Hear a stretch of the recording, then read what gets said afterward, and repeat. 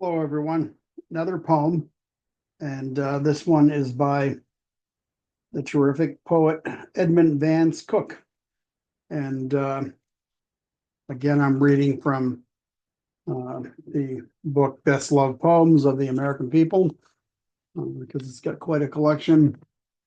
And this this poem I've had read to me since I was a little kid, and little kind of amusing history to go along with this particular poem.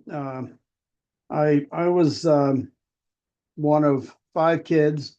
I was the youngest, all sisters that were older than me, and I can't complain too much. They treated me pretty well. But the sister that's closest to me in age, I will not say her name, but she used to read this to me just because she knew the poem made me cry, which was kind of sadistic. But it's a beautiful poem, and I'm glad I know of it.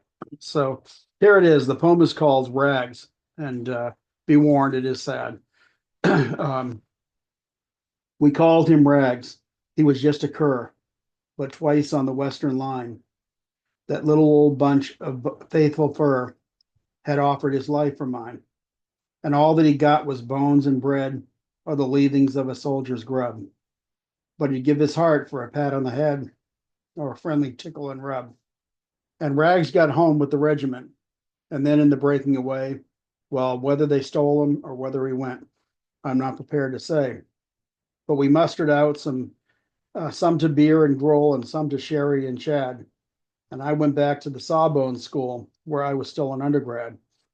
One day they took us budding MDs to one of those institutes where they demonstrate every new disease by means of bisected brutes. They had one animal tacked and tied and slit like a full dressed fish, with his vitals pumping away inside, as pleasant as one might wish.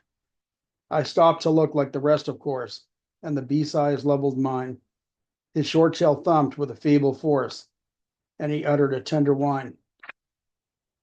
It was Rags, yes, Rags, who was martyred there, who was quartered and crucified, and he whined that whine, which is doggish prayer, and he licked my hand and he died.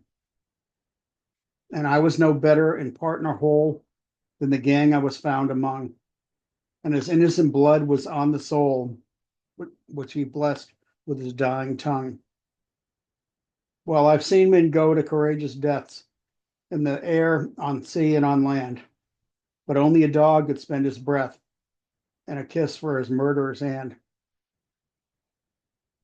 And if there is no heaven for love like that, for such four-legged fealty, well, if I have any choice, I'll tell you flat, I'll take my chance in hell. So there it is. I told you it was sad. And it's a poem that I have always kind of treasured and loved just because I think it is a beautiful poem and shows the love of what dogs are. So anyway, I hope you all enjoyed it, and please leave a like and subscribe. If you'd like to suggest other poems, other stories, let us know, and we will try to oblige you.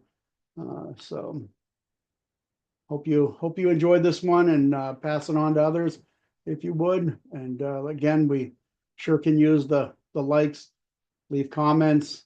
Thank you very much. Bye.